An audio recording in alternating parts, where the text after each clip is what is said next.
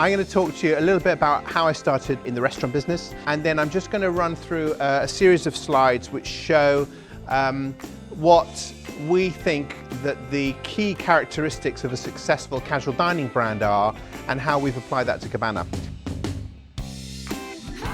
So my journey started in the restaurant business started pretty much 20 years ago. With no money and no track record and no clue what we were doing, we ended up starting a very large restaurant from scratch in the middle of Mayfair called Hush.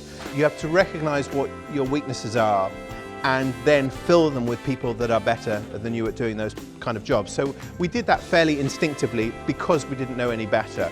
One key topic that I've taken away from today is the way that Jamie thought about the scale of his business when he was just starting off with one restaurant. So he was also thinking about how he would be able to scale that up to 5 or 10 or 15 or 20 restaurants. The next thing that we decided to do was a completely different restaurant. We decided to do an Italian fusion restaurant. We opened this restaurant in a blitz full of glory and had the worst reviews that you could possibly imagine. But the lesson that I took from that was that we'd created this thing with Hush, but we hadn't capitalized on the brand value. All of the knowledge that we'd created, all of the goodwill that we'd created was all for nothing because I'd gone and done something completely different. I love Jamie's entrepreneurial attitude, his can-do approach, how he came up with the concept of the idea, and his theory on really having a niche and being able to tap into a niche. Offering something different in the market is obviously very important.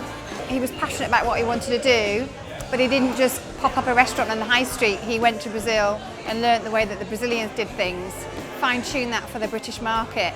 And that, for me, in my business, it's about the experience that you offer as well as the service. We've been going now for 4.5 years from a piece of paper, and we do cocktails, we do skewers, and we do samba. When I say samba, I mean that we have fun. We're an atmospheric, experiential place. So these posters are the original posters that we found in that shack in Sao Paulo. So we've tried to come to take some of that authenticity back with us. Makes us feel good. Do people know the stories? Maybe not. I don't think it's necessarily obvious, but I do think they pick up on it.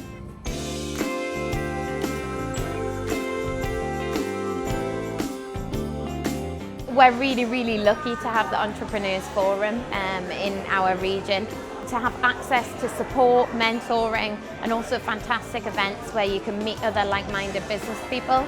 People buy from people, and it's about getting to know people. Especially for myself, being a business owner, when you're on your own, you don't have people to go to ask, and the forum gives you that opportunity to speak to similar like-minded individuals. It's just a positive, enthusiastic environment to be in. You have to think from day one that you are going to scale, and you have to build all your processes and procedures with that in mind, rather than get to 5 or 6 or 7 stores and then try and retrofit the scalability back into the business.